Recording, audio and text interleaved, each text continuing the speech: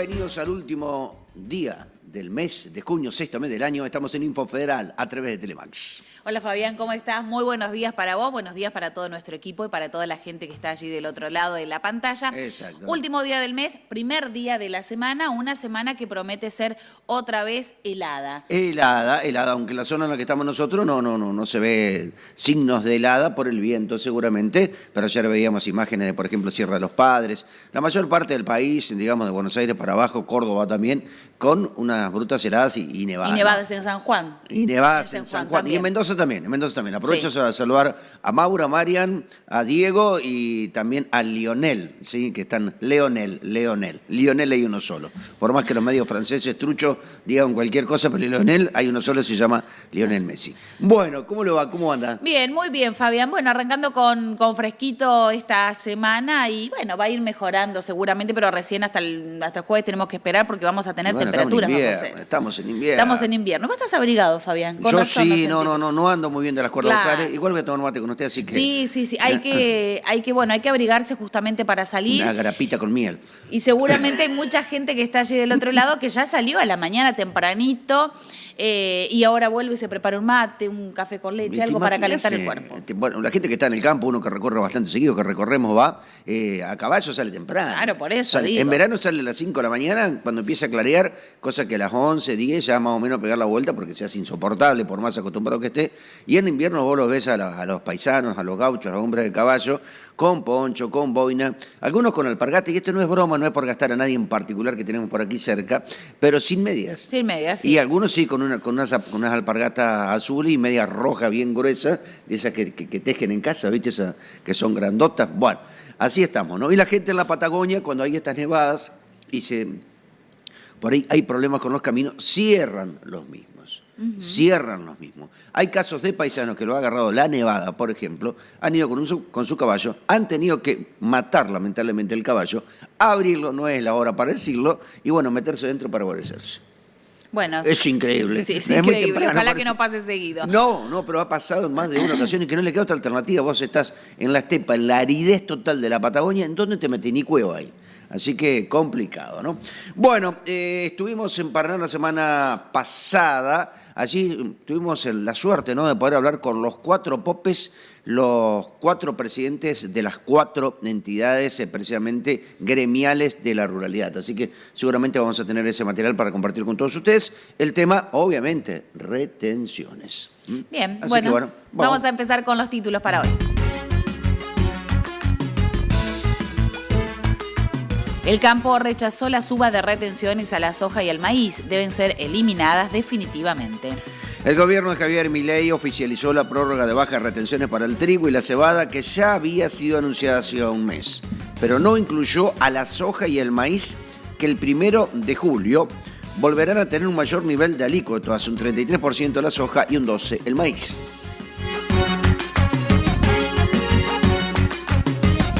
Condiciones inusualmente favorables. La lechería ve un buen presente, pero advierte algunos nubarrones. Los datos acumulados hasta mayo muestran que los tambos han seguido produciendo más y con un margen de ganancia teórico que supera los costos. Sin embargo, advierten algunos síntomas de preocupación para el horizonte inmediato. Por la guerra, Israel demanda menos cortes de carne premium desde la Argentina. El consumo se orienta hacia la carne picada. Nuestro país es el principal proveedor. Israel importa más del 80% de la carne vacuna que consume por año y la Argentina es el principal proveedor de cortes congelados y enfriados, afirma Estela Maris Martínez, integrante del equipo de Informe Ganadero. Asado y Polémica presentaron un amparo para frenar una medida del SENASA que involucra a la Patagonia. Una federación de rurales de Río Negro se avanzó en esa línea luego de que se habilitara el ingreso de cortes con hueso plano a la región desde zonas que vacunan contra la aftosa. Yo no ando con poncho, pero me tiré todo encima, te digo, son los años, ¿viste? Hay que cuidar la garganta, es la herramienta que tenemos, ¿eh?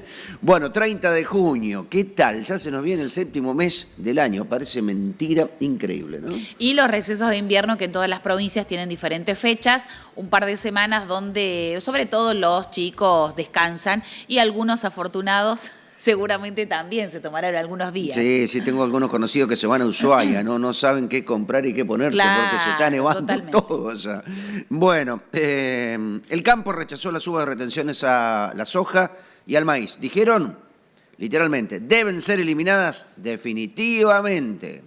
El gobierno de Javier Milei oficializó la prórroga de baja de retenciones para el trigo y la cebada que ya había sido anunciada hace un mes, pero no incluyó a la soja, al maíz, que el 1 de julio volverán a tener un mayor nivel de alícuotas.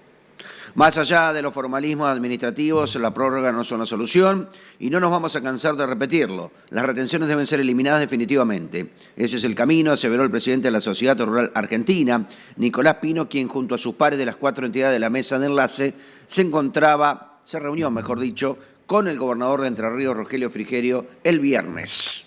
No obstante, Pino resaltó el esfuerzo que está haciendo el gobierno en estos meses, que ha dejado en el bolsillo de los productores más de 550 millones de dólares, que seguramente están invertidos en el campo, generando una riqueza federal.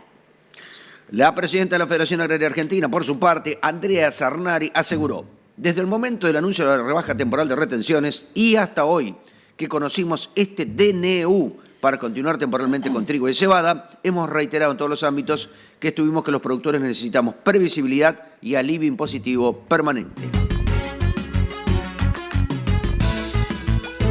Muy bien, hablamos ahora de lechería, condiciones inusualmente favorables. La lechería ve un buen presente, pero advierte algunos nubarrones. Los datos acumulados hasta mayo muestran que los tambos han seguido produciendo más y con un margen de ganancia teórico que supera los costos. Sin embargo, advierten algunos síntomas de preocupación para el horizonte inmediato. El sector lechero está cerrando un primer semestre más que aceptable en 2025, aunque mira con alguna preocupación los escenarios posibles que se abren para la segunda mitad del año. El presente de la actividad muestra un escenario de aumento productivo sostenido, gracias a condiciones climáticas favorables, pero también a un contexto económico bueno, con una relación insumo-producto positiva y márgenes de rentabilidad teóricos también en verde. En concreto, el reporte de Caprolecova subraya condiciones inusualmente favorables para la producción en gran parte de la cuenca oeste bonaerense, haciendo referencia a un panorama climático que muestra un junio en que se moderaron las lluvias, lo que permitió que ya no hubiera tantos excesos hídricos, salvo en las zonas que permanecen anegadas, y que los suelos bien cargados de humedad posibiliten proyectar un alto desarrollo de pasturas y un ambiente óptimo para la siembra de maíz. A esto se suma una excelente base forrajera y muy buenas relaciones de precios. 1 litro de leche es igual a 2,3 kilos de maíz, que permiten dietas más balanceadas y dan lugar a buenas producciones individuales. Precisamente un informe del Observatorio de la Cadena Láctea Argentina, OCLA, en base a datos oficiales, destaca que en mayo la producción de leche cruda bordeó los 900 millones de litros. Esto es un 5,6% más en promedio diario con relación a abril, cuando lo usual es que el aumento intermensual en esta época del año sea del 4,1%. En lo que respecta a la rentabilidad, por ahora también son buenas noticias, aunque ahí hay algunos indicadores que comienzan a mostrar posibilidades de deterioro. También de acuerdo con un reporte del OCLA, la rentabilidad de un tambo promedio fue del 2,6% en mayo, marcando el mes 16 consecutivo en que los ingresos superaron a los costos. Bien, vamos a otro tema, en este caso en el ámbito internacional. Por la guerra, Israel demanda menos cortes de carne premium desde la Argentina. El consumo se orienta hacia la carne picada. Nuestro país es el principal proveedor. Israel importa más del 80% de la carne vacuna que consume por año, menos 110.000 a 120.000 toneladas, y la Argentina es el principal proveedor de cortes congelados y enfriados, afirma esto Estela Maris Martínez, integrante del equipo de Informe Ganadero. Agrega que la población de este país de Medio Oriente suma 9,7 millones de habitantes y el consumo per cápita de carne vacuna fue de 19,6 kilos por habitante durante 2024 y viene aumentando desde hace 10 años. La producción local de carne vacuna es escasa porque Israel no tiene grandes espacios para la producción pastoril. No tiene directamente.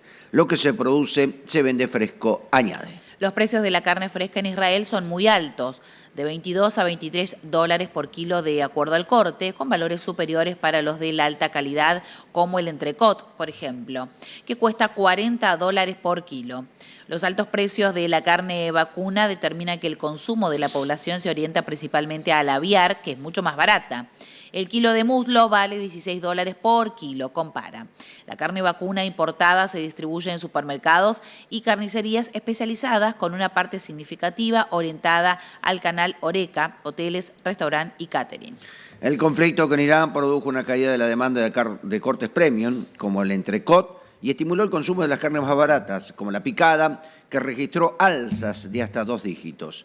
Frente a eso, el gobierno amplió los cupos de importación sin aranceles y simplificó los procesos de certificación, aunque los efectos fueron reducidos debido a una estructura concentrada del mercado en la que hay pocos importadores y distribuidores. Desde enero hasta abril de este año, del total de importaciones israelíes, la Argentina presentó y representó el 44% del valor total.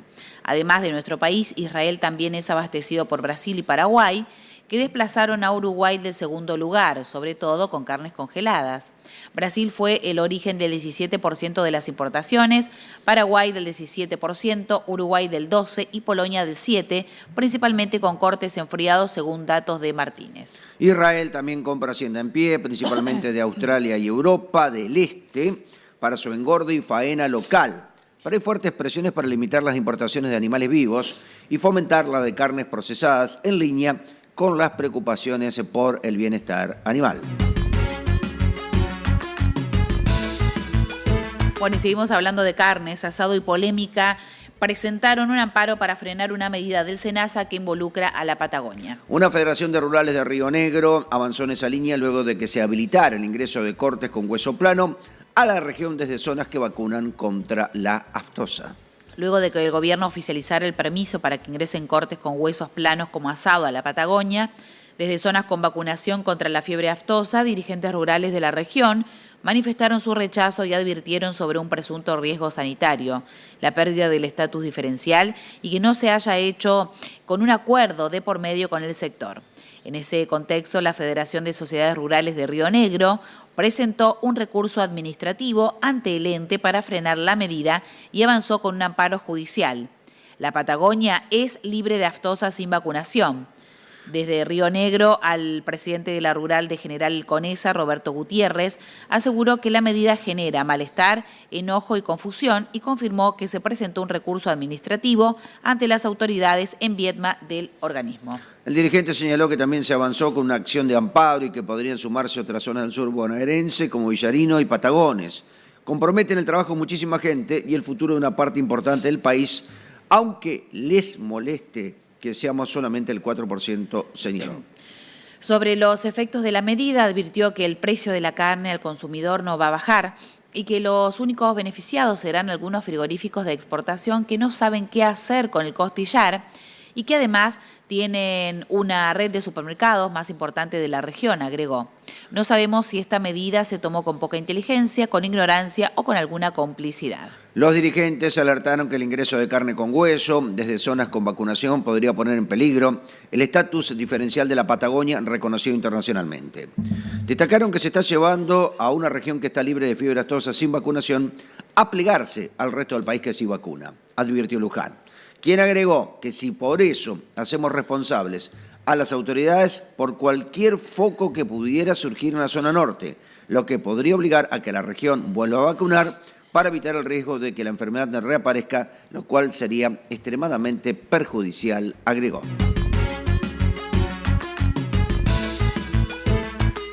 Muy bien, y vamos a hablar ahora del diputado Benedetti porque también se expresó sobre las retenciones. Siempre ajustan en el bolsillo del productor rural. El diputado nacional por el radicalismo, Atilio Benedetti, lamentó que los mismos bolsillos sean siempre la variable del ajuste, tras el retorno de las retenciones a los niveles habituales porque caducó la rebaja temporaria.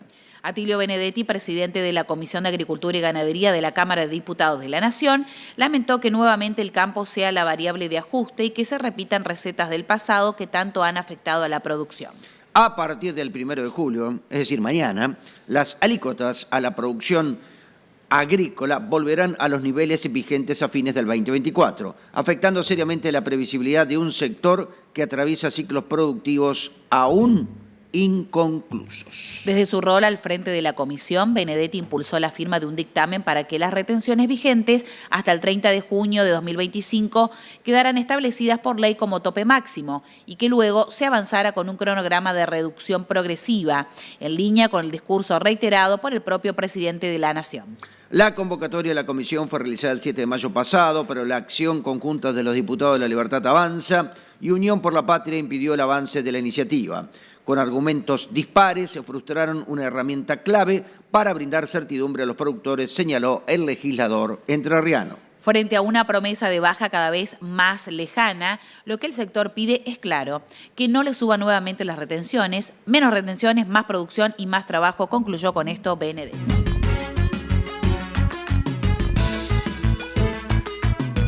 Bien, pasamos a hablar ahora sobre otro tema, justamente sobre el INTA, porque el presidente de la Rural Corrientes defiende la autarquía del INTA, pero cree en una transformación. La transformación precisamente del Instituto Nacional de Tecnología Agropecuaria por parte del gobierno se ha convertido en tema de debate en todas las esferas del campo. La Sociedad Rural de Corrientes no ha sido la excepción y recientemente en un comunicado se pronunció con una clara defensa de la institución. El presidente de la entidad del litoral, Juan Martín Meave, sostuvo que desde la Rural de Corrientes defendemos la institución. Entendemos que es una herramienta valiosa que aporta valor a la cadena de producción y seguidamente aclaró. Ahora, como toda institución gubernamental, creemos que es necesario que sufra un proceso de transformación y de mejora para que el INTA sea una herramienta, una institución moderna, eficiente y que opere a demanda y al servicio de los productores.